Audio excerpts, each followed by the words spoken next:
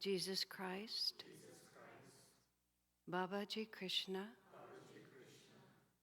Lahiri Mahashaya, Swami Sri Yukteswar, Beloved Master, Paramhansa Yogananda, Saints of all religions, dear friend and guide Swami Kriyananda,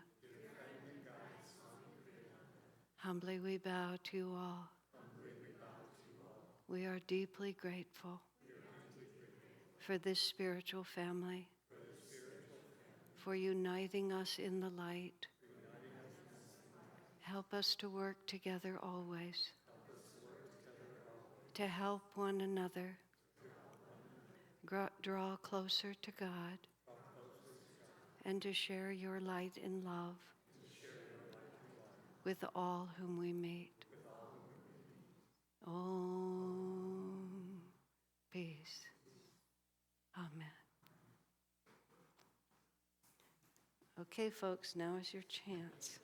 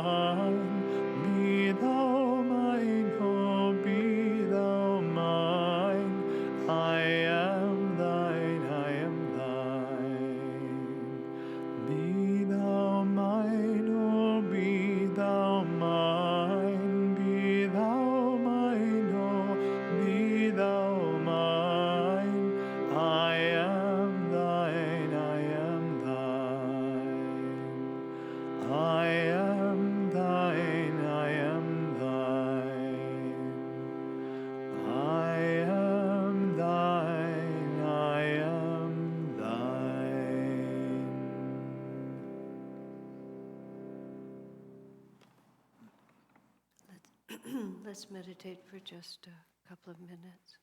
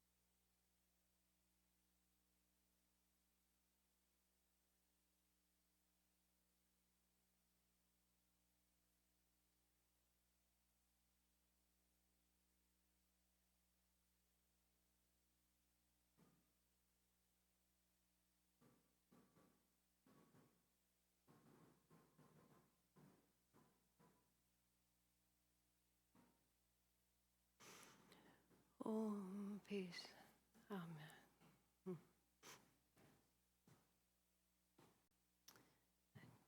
I think I'll stand up because there's enough of us here. Wow, Isawi, maybe I'll come down one.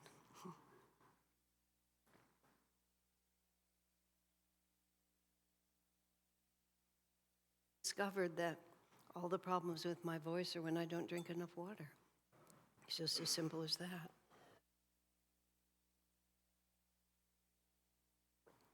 So I talked and talked and talked and talked and talked and talked and talked. That's what I did for the last 6 weeks. And I always did it in English, and then sometimes somebody stood next to me and put it into another language, so that I talked very slowly and in short sentences. Then I would express the next thought, and then the one after that. And even then, when I was speaking English, I was often speaking to people for whom it wasn't their first language. So we still went a little more slowly, which was really quite a change for me. And when I finally got to England, where everybody spoke the same language and we didn't have to be translated, even when we were being translated in Germany and in Holland, it was really just usually for 3 or 4 people in the whole room, because everybody speaks English. And a lot of people buy English books. When I left here, we went to Texas before going on to Europe, and I had 2 50-pound suitcases full of English language books, which I intended to carry all through Europe, to sell in Texas and carry all through Europe and then sell in the UK. By the time we left Texas, we were down to 1 suitcase, and before I left Italy, we'd sold them all. I just completely underestimated, and I wasn't thinking. This was like a shakedown cruise to see what went wrong. I completely underestimated English books, and so Karen, God bless her, just sent all these books over there, some of which arrived in time and some of which didn't. But I don't know how many more pounds we sent, but we sold almost all of them by the end too, which actually turns out to be really important, because my whole travel was about representing Swamiji. And 2 of the 4 books that I've written are all about Swami. And some of the people, especially of course in Italy where Swami lived for a long time, you see,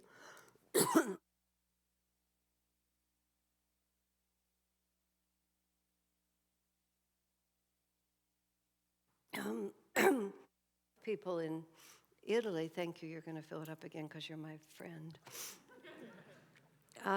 A lot of people in Italy had known Swamiji, of course, because he lived there, but even still, he's been gone for almost a decade. So the vast majority of people that I was meeting everywhere have never met Swami. And so just having someone like me who can hardly finish a sentence without mentioning his name or giving him credit for what I was saying to them was a really, really important. And it was also really important for them, especially Lightbearer, the kind of responses that I was receiving from that book, which I've of course gotten a lot of comments from here too, but the whole context was so different, especially once I left Italy. But again, even there, because it's been since Swamiji has died in these last 10 years, that things have really, especially in Europe, things are really moving and expanding, and everywhere that you are. I had never traveled and taught, done any lecturing in Europe at all, mainly because I simply refused to, because I didn't want to be translated. I just dug in my heels and thought about the English-speaking world. When I was traveling before and then stopped, I was trying to get to South Africa and Australia. I was just going through the like, who speaks English? But once, what it is, they published Lightbearer in Italian.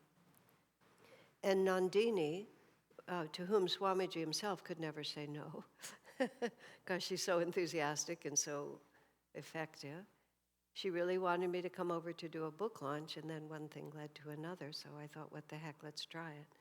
But I didn't really fully comprehend until I was there that I've never traveled in Europe this way. I've vacationed there, so in my mind, I've been there, but never on this basis where I was really just moving and meeting devotees. And it's going to be the most trivial thing I could possibly say, but people are alike everywhere, especially with Ananda and just going from place to place, moving through our family. In Italy, the response was most overwhelming, is actually the only words I can use. Just way out of proportion to my expectations. I think it's because Lightbearer is in Italian, and because they had all these little study groups all over the country. People were reading the book, and because Italy understands saints, they don't have any hesitation in terms of, India is the only country that's more like that. They just understand what saints are, and they are so from the heart that when they're enthusiastic about something, they just go all out. That's all I can say. And especially, in Assisi proper, in our own community, which is a place I'm very familiar with, and I knew lots of people. But still, and they have lots of people who know Swami really, really well. But because of that book, and for me personally, it was a real, I don't want to use the word challenge, because it wasn't like it was hard, but it was a notable experience. It was a very notable experience in learning to be extremely impersonal about oneself, which is something that everyone wants to work toward. And I was greatly helped by how much I've been around Swamiji, traveled with him when he was in circumstances. And my experience of Swamiji has been this, that over time, everything he says acquires deeper and deeper meaning for me as I pass through the stages of life that he was going through when I was 20 years behind him, And I remember at the end of his life, those of you who heard him, he would often talk about how there would be this big hoopla and he'd be introduced, and then what he would say, and then when it was time to come out, this little mouse would run across the stage. That's how he always described himself.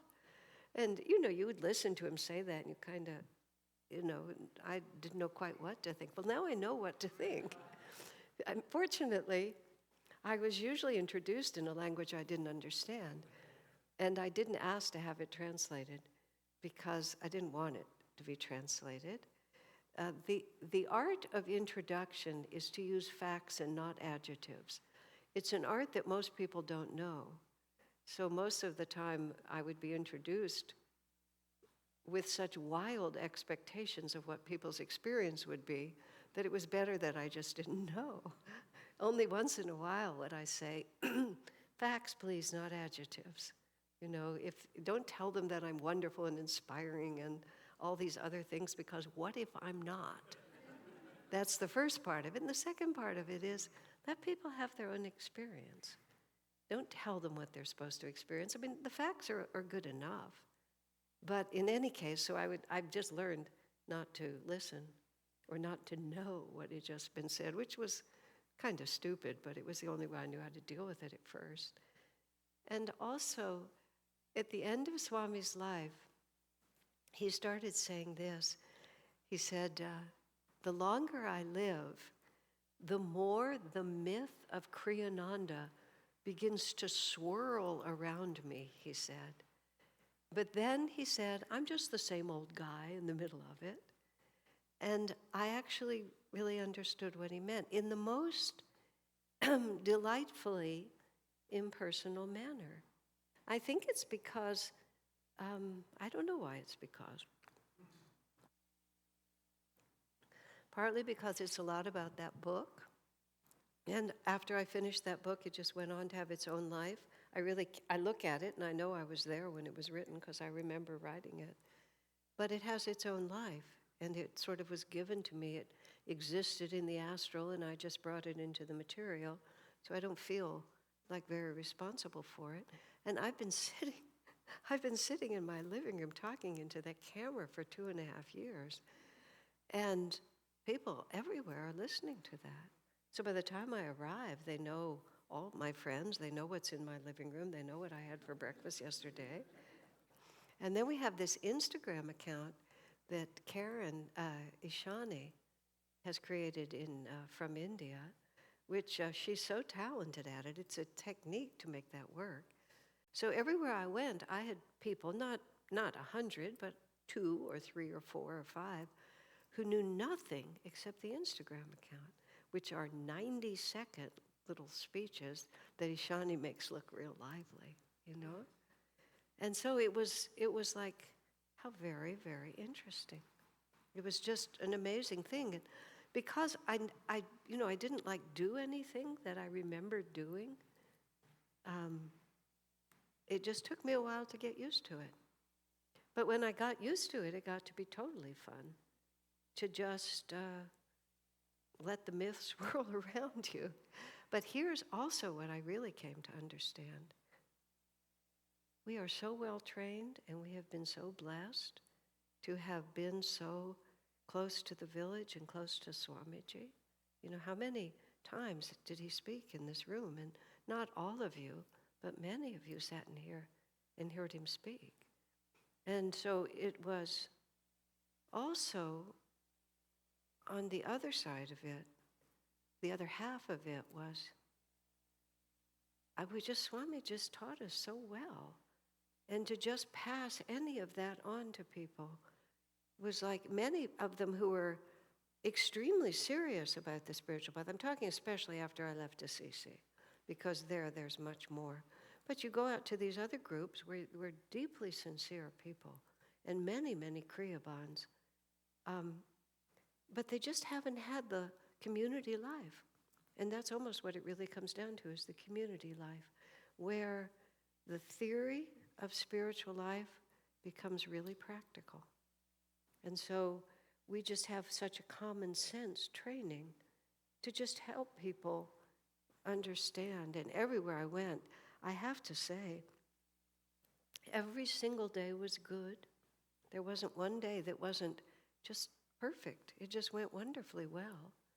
And health was perfect. That's just a small thing, but it was Dambar and I both. We were never, and I was so relaxed, partly because I was traveling with Dambara, who's so Virgo. He's so Virgo. He's so wonderful. He always knew where we were. He always knew where we were going. I didn't know anything. He would just tell me when I needed to know. And in Assisi, where I was there for whatever, how many weeks, Gitanjali just kept a daily calendar for me, and she would send me a text, and this is who I'm meeting, and this is where I'm meeting, like this. And so I just never had to know anything. All I had to do was talk, which of all the things that I do is the easiest thing for me. So I just talked all day, every day. And wherever we went, I would just say, I'm here, I've come thousands of miles, I don't want to just sit around, and I don't want to talk about the World Cup. Let's just be really busy. Ask me questions. And because they had especially once I got out of Italy, and they didn't really have anybody who knew Swami to have anybody with them that long or that often.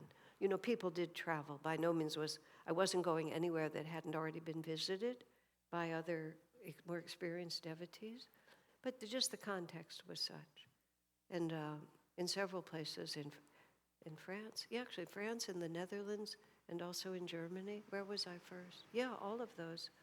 We were all staying in the same place, and we were just there, breakfast, lunch, and dinner together.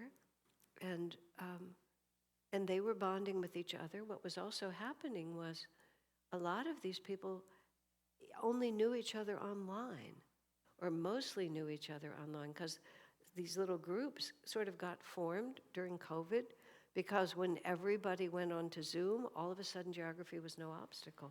When we were in France, they don't call it Ananda France, they call it Ananda Francophone, which means French speakers. So they were from Belgium, Switzerland, and France.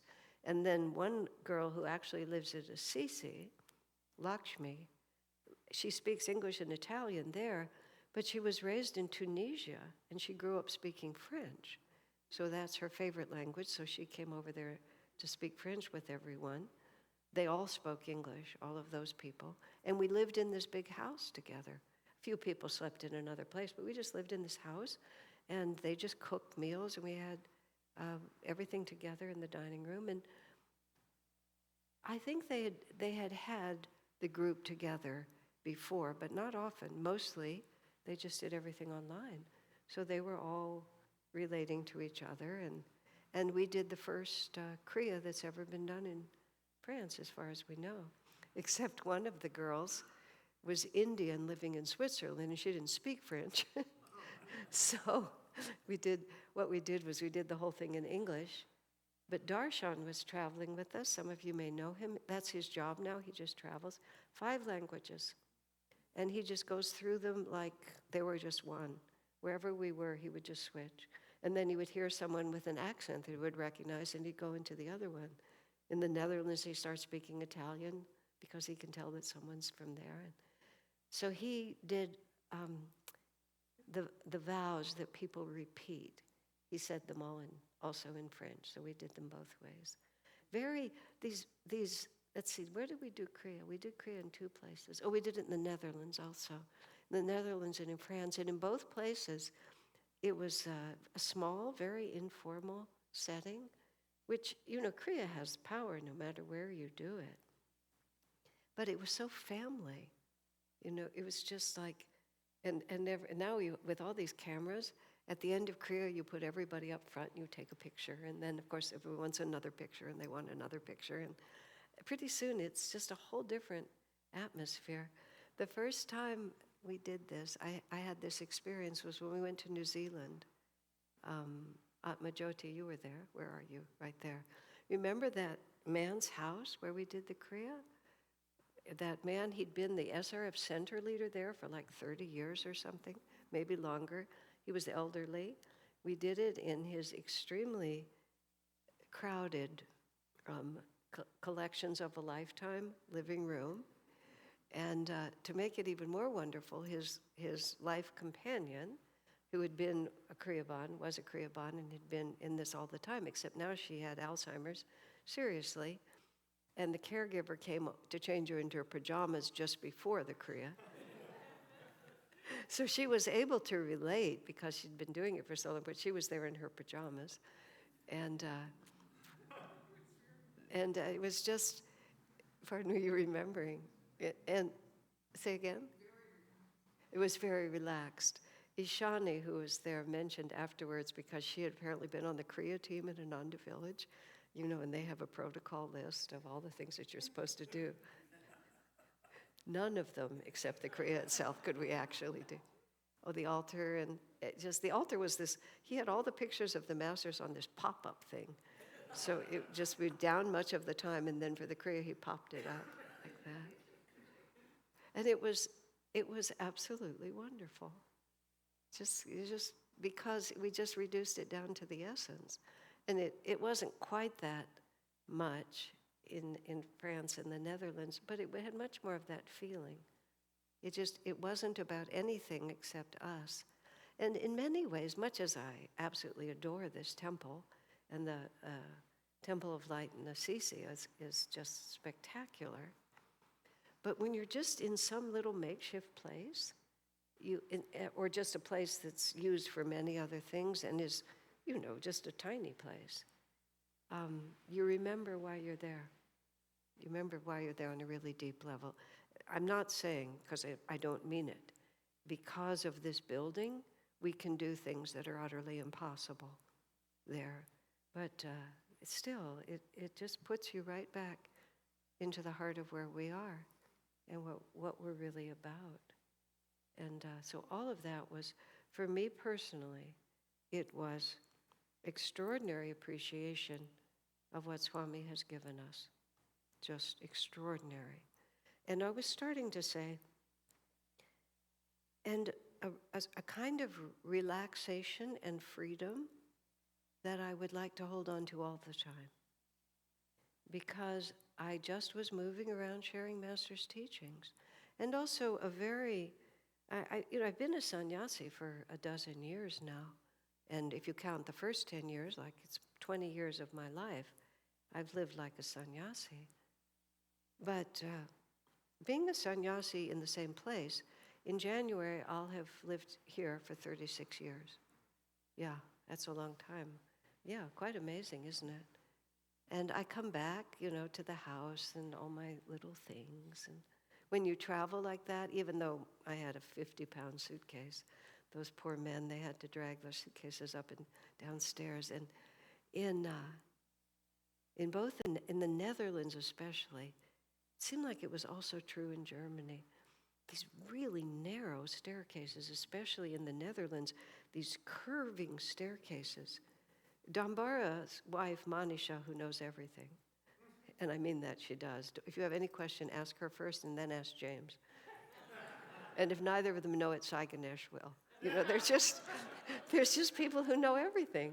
So Manisha knows everything. So all these staircases, they were notable because Dambara had 2 big suitcases. I had one, Darshan had one, and I didn't carry any of those up. And we were staying in little places with no elevators. So, and I learned from Dambara via Manisha that apparently those kinds of staircases are because people used to fight with swords, and that was how you could keep the enemy from coming up the stairs. And they even curve in a certain direction so that the right-handed person can use his sword. That was helpful to me because those stairs always terrify me. I hold on to the walls like this. I go down slowly, like I'm about 190. Like just, like this is how I go down those stairs. And I always have a death vision when I go down those stairs. And when he told me about fighting on those stairs, I could never explain it. I think I died on a lot of those stairs. But hauling all those suitcases up, and even though I had that big one, you don't have most of your stuff. Of course, I was staying in other people's homes. I wasn't camping. But it does that for you. It makes you think, what am I doing with all the rest of it? And I came back, and all of a sudden, I have all these little habits. This is how I do this here. This is how I do that there.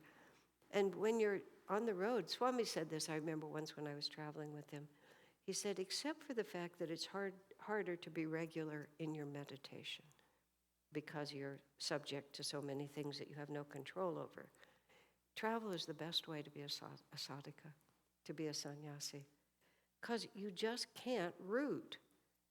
And I was almost literally 3 or 4 days here once we left Assisi. Just a few days here, a few days here, a few days here. And we'd meet people in Germany. I had, a few people I've corresponded with. This one woman, I think I mentioned this in a letter. I exchanged a lot of letters with her, but she changed to a spiritual name. So I was with her for a number of hours, and then just by chance, she happened to mention what her mother called her. And all of a sudden, it's like, what? That's who you are? And I knew all about her, but I'd never met her. And in Assisi, I had this issue with this person I met that I had exchanged a lot of emails with, but their name was from another culture. And for some reason, I always thought they were a man.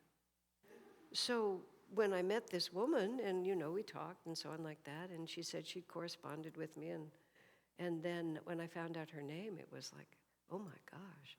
And I exchanged a lot of letters, and I had this whole world built up, except she was male, not female. I think I have to ask for pictures from now on. Because, and I would actually say to people, like, have you written to me? Have we been in touch? Because I would never have seen their picture. And then it would often turn out that we really had been. But how would we know from all of that mixing up? But there was something I was going to say with that. What was it? I was just talking about the freedom of it, which I've known in theory. But I don't think it's a different phase of my life. I don't really think it's that I never had this chance before. It's that I was never ready to feel it in the same way. Just to feel this, we're just a bubble, we're just a little bubble just floating in the sky. And it was thrilling. That's actually the only word I can use for it. Just to get up every day and not know where I was. Oh, I know what I was going to say. And meet this group of people. As I said, in a couple of places, I had corresponded with the leaders or so on. There's a wonderful man named, I call him Tobias is how they call it in Germany. And he and I had been Zoom, and also you Zoom with someone, but you don't necessarily know them. And then I met him in person, and in England I knew one person. France I knew one, I sort of knew one. And Dambar and I both had the same experience. We'd sort of come in and make a tremendous effort to remember people's names. If we could pronounce them, that was also a challenge, especially in France. But after like a day, and by the time we'd leave, it's like we'd been together forever. And I remembered all of you. It wasn't like I didn't remember you at all. But these relationships are so different. We have so much, we've planted such deep roots together. It has a different feeling than when you're just moving like that. The rule for sannyasis was that they move every 3 days. That was Adi Shankar's rule, which is one of the reasons why Swami created the Nayaswami order, because nobody moves for every 3 days. But when I was doing it, I thought, this is very real. This is not a small thing. And it's inspired me. And with all due respect, I stopped calling this place home because I just called it California. Just for my own sake, and I stay here longer and I know everybody much deeper. But it reminded me a lot of how we're really supposed to live. It doesn't mean we love each other less. And we have different karma in different situations. I obviously have really deep karma with this place and all of you. But it was interesting to be outside of it, just to be very frank. Not because I wanted to repudiate this, but because this is what Swami told me to do. And so it was like, wow, look at that. My life has always been, it happens to me, rather than I make it happen. So it was very interesting to watch it happen. He, of course, told me to do this 10 years ago. I'm exactly 10 years, a decade later, than his suggestion. Oh, also, of course, we were in Assisi, and they have the little house that Swami lived in, and where he died. They call it Moksha Kutir. And here is the oddest thing. In my memory and in my experience, that house is very big. And it's actually very small. I mean, it's really a small house. And he called it kutir, which just means little cottage. And I've always thought that wasn't really the name of it. Why did he call it a kutir? And I was in it, and somehow Swami's aura, when he was present in that house, he made it seem really huge, but it isn't. And it was so in keeping with the whole experience to just be conscious of the magnetism of Swami's life and his reality and how much he's influenced everything, And let's see what I was going to say. Dambar and I would talk. Dambar was a perfect travel companion, I have to say. He never gets a chance. He hasn't gotten that much of a chance in the last 10 years to really use what he is. He sings so effortlessly and so beautifully and with such humility. He never put forth any effort to be important. If other people wanted to sing, he was the first one up there and making duets and quartets. And then when it was his turn, people were just astonished because he doesn't put out a big energy. And then he just sits down and this angel voice would come out of him. He could sing all the songs, all the chants, everything anybody wanted he could do. And he's extremely friendly. He just likes everyone. And he has 40 years of experience. So he's also very, and so it was almost like he was running his own ministry on the side. It wasn't at all like he was standing behind me. He was just standing next to me, and everybody was just as interested in him because he had so much to say. And once again, that's why I was chiding us about the way we chant, because we've become a little careless about it. But in these other groups where they rarely have that kind of magnetism, they just threw themselves into it. In CC, they have wonderful music, but they really chant. They never don't do it. They just do it. Everybody, the whole room just vibrates.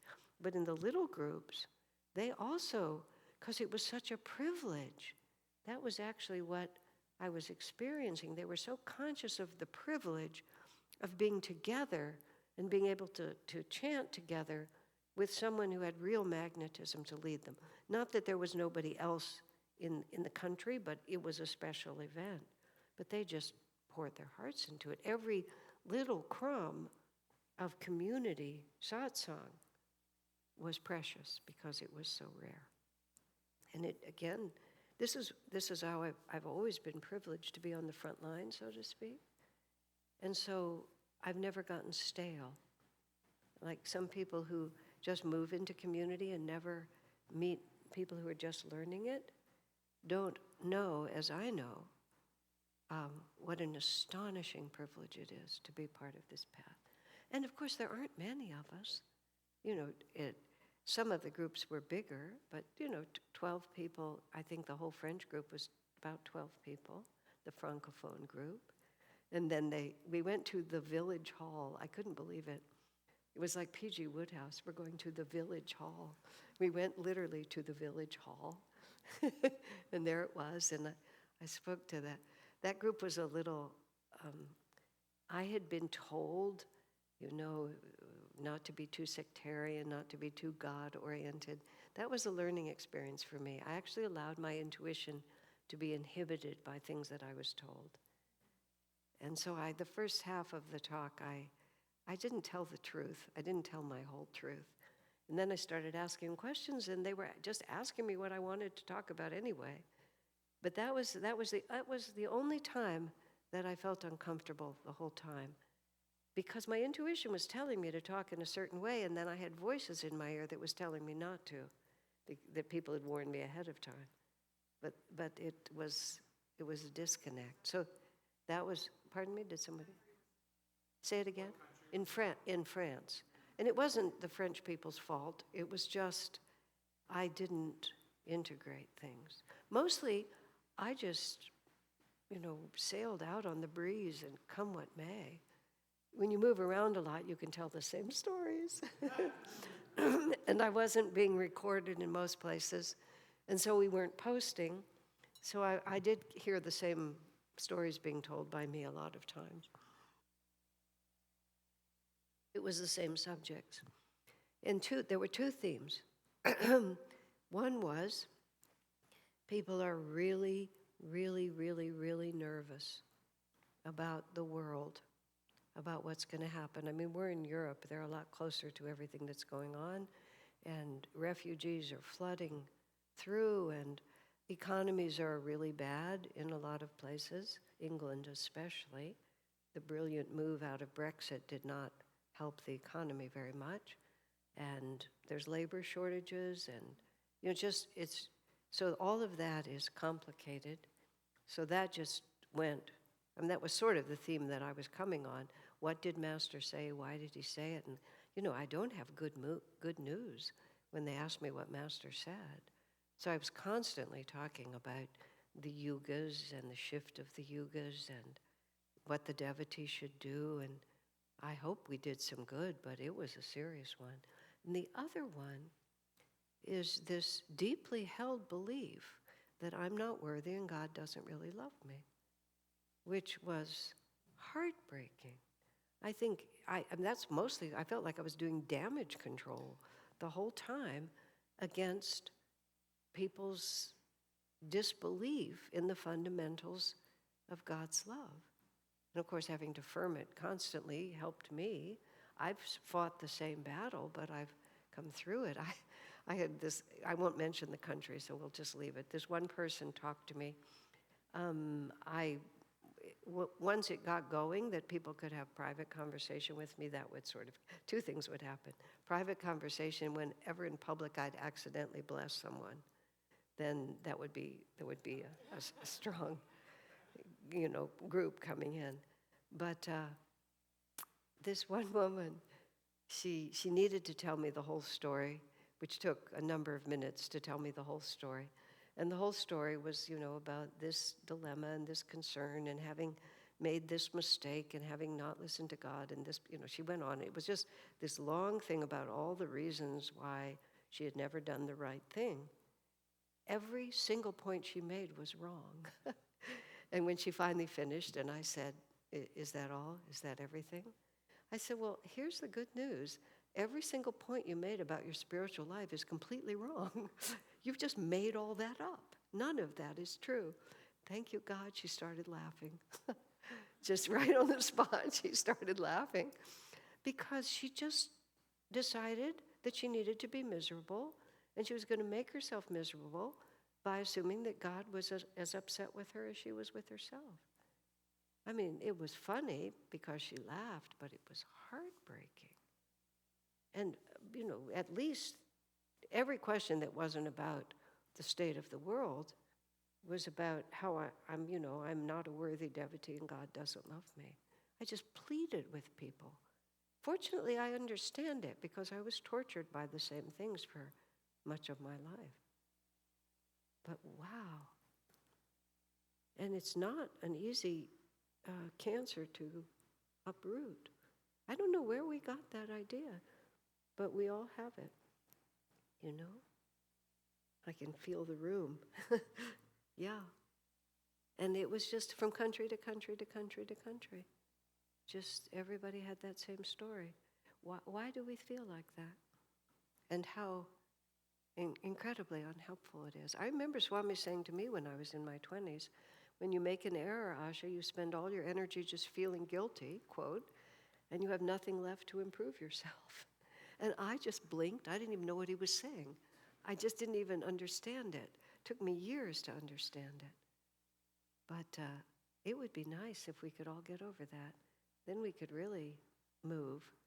We could really do things if we just felt, if we knew how much God loves us. Let's not die for joy, but we can come close to that. I remember years ago they did a skit at Ananda it was a whole series of skits, but one of the parts of it was where this man had his wife, his much beloved wife, and then she suddenly realized how much God loved her, and she died for joy, just right there. That was the skit. Whoever the woman was just fell over on the stage. It was very funny when it happened. But it's always been very vivid in my mind. So let me think what else there might have been that was.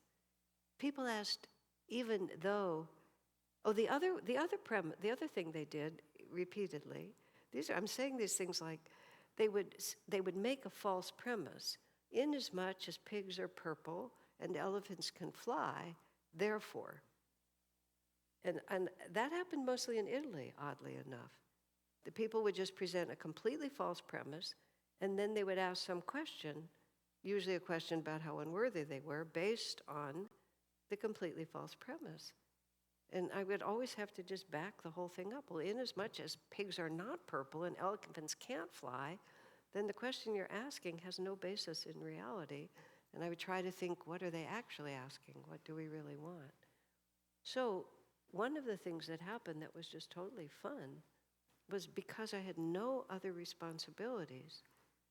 It was just, everything could flow on intuition. And it was fun, really, to just, find that edge. Because to just talk, for me, is not interesting, because I just know how to do it.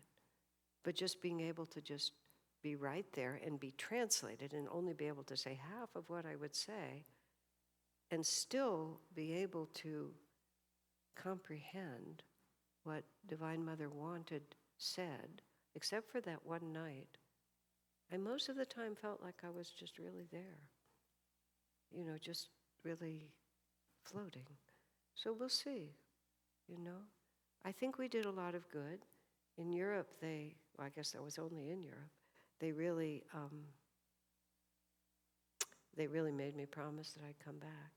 And there was a group from Serbia there, just as a coincidence. And again, these are people I've been on the Zoom with and done the things like that. I didn't even recognize the people because people are shorter and taller.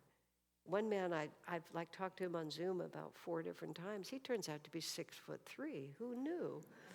On Zoom we were the same size.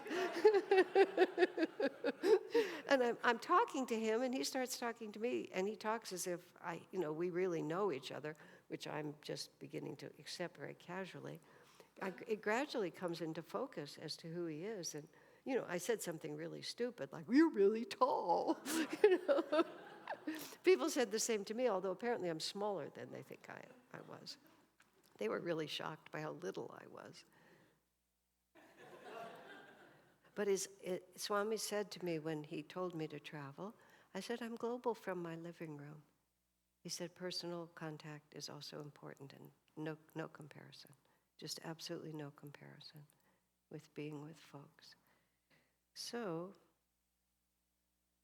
and Master's doing an amazing work around the world of just finding his children and waking them up and planting these seeds.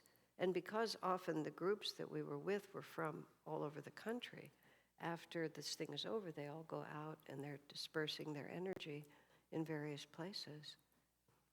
So we'll see what happens. I was starting to say about the Serbians.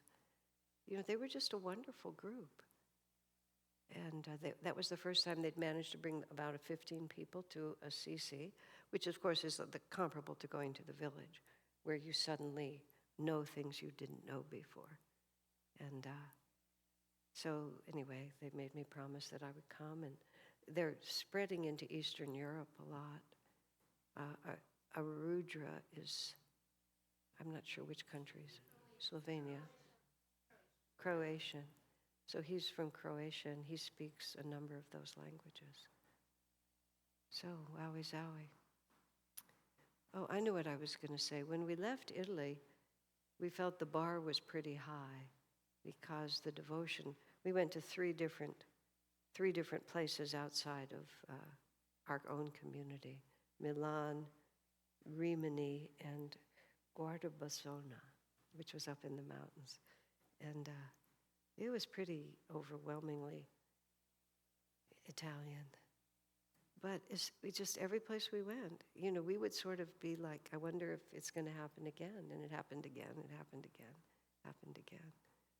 The Netherlands gets the credit for when we sang Little Kathy, and Dambara spontaneously drafted a Little Robin and a Little Kathy, that the Little Robin and Little Kathy actually got the whole room up and dancing, which I'd never seen happen before. So that was a prize for them, and they were just, people just got very free. And Dambara was fantastic at doing all the involving songs and the walking in place songs. And once in Italy, we did Give Me a Light to Light My Way, but we did it both Italian and English. Everybody just sang which one they wanted to sing. And it actually worked surprisingly well. But just give people the freedom to be free, be themselves. So that's about my whole story. If you have any questions, I'm happy to answer them, or comments. Yes, you dished there. Oh, here's a microphone for you.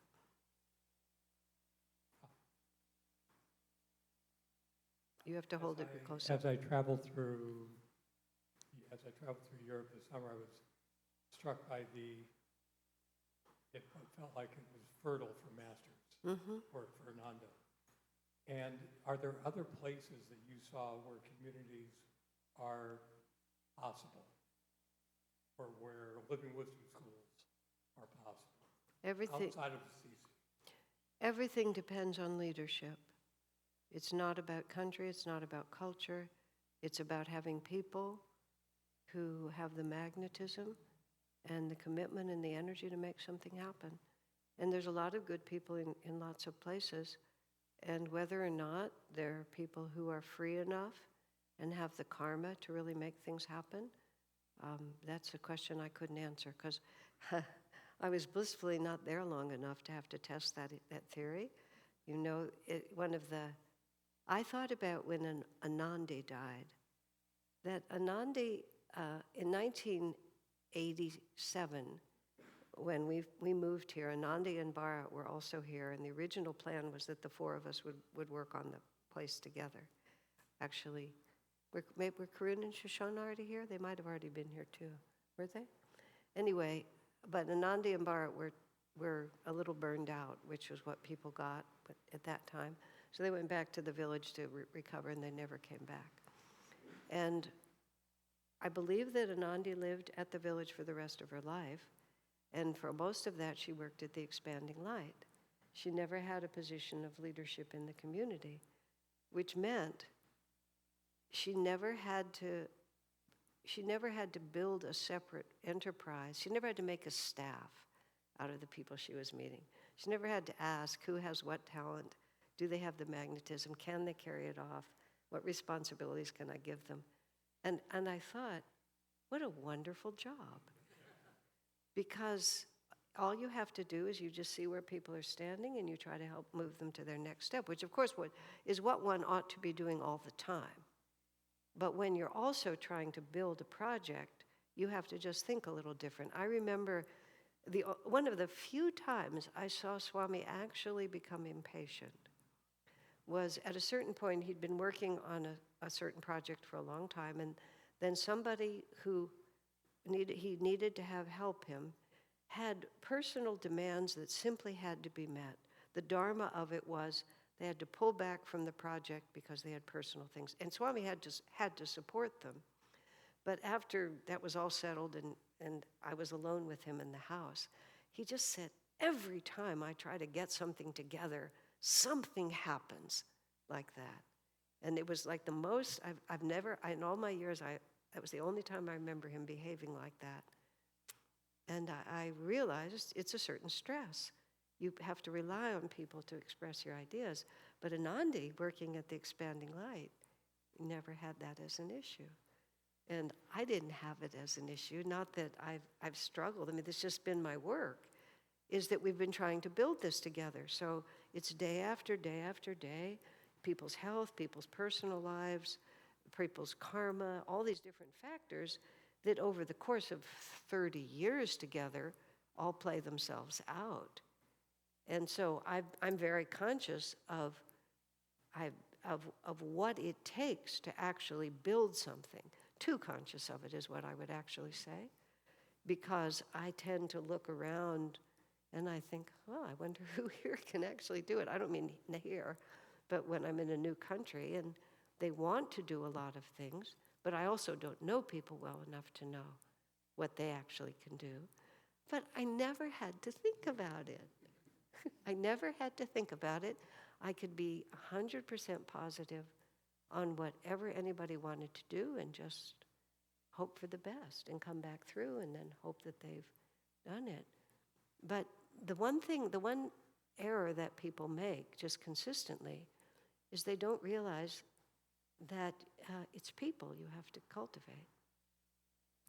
People think about property and about buildings, but it's people. Everything grows out of people, period. And so that's the advice I'd give everyone when they'd ask. Do as much as you can to create as much inspiration as possible. Get to know each other, interact, get together, do projects together that are the right size for the energy you have, and then you'll find out what kind of energy you have. And they're enormously competent people. Master's work consists of competent people. So it wasn't like they weren't competent, but you also don't know what karma people have. So I have no idea. Darshan asked me a similar question because he's responsible. He travels a lot in those countries with those people. I just shrugged my shoulders. It was too soon for me to know. But people have families and they have job commitments and they have children, and not everybody has the karma to devote themselves 100% to it. It's a particular kind of person who's been trying to find something they can give themselves to. And that's not everybody by any means. People think about my house and my family and my this. And the answer is, sure, any of those things could happen anywhere. It would be fantastic. Let's do it. All right. Anything else? Where are you going next? I'm going to India on the 28th of December. I'll be there till the 6th of February. And on the 13th of April, I think, going to South Africa. And from there, oddly enough, I say oddly because it's a 12-hour flight to Japan. Then we're going to New Zealand, and then we're going to Australia. Make a box. 3 English-speaking countries. Chika? Is that her name, Chika? She's Japanese. She lives in the New Delhi Center, so we're meeting her. And Jamal, who's now Swami Shankara, is coming at least to South Africa. So yeah, I'm after June 1st, I don't have any commitments yet, so we'll see. I'm just going to India mostly because I wanted to, I think. I can't quite remember why I'm going, but I'm not doing a big tour there. I'm just visiting a little. 4 places, that's all, and mostly Mumbai and Delhi, Chandigarh and Pune. So they don't need me in India, because there's so many wonderful, powerful people there. They don't need another person to come through, but I wanted to be there. Yeah, fun, huh? Anything else? All right. Thank you all very much. I just wanted to have all my friends in one room so I could tell you this story all at once. Okay, God bless you. I am so touched by your generosity as a group. You've been kind enough, some of you, to say that my absence was noted, but I've not seen anybody be anything but expansive in your thinking. And it's so touching. When we were going to go to the SRF convocation in 2002 or 2001, and Swamiji was very concerned that we might become angry. I said, sir, you underestimate how well you've trained us. His response was, you're naive, Asha. When you set up a confrontation, people get angry. Oh, Swami, we're not going to confront. We're just going to sing. which is in fact exactly what we did. But he made me promise that if even one person got angry, even one, we would close up everything and come back. It was a promise. I think one person got a little impatient, but I didn't think it rose to the level of anger, so I didn't feel like we had to cancel. But we are very well trained. And I mean, this community is so generous and so global in its identification and so willing to be happy for others. Really, we're a great group. I really appreciate it on a profound level. What a fine group of devotees we are here. So, thank you all. Okay. Okay, that's it. That's the story. Thank you. Yeah.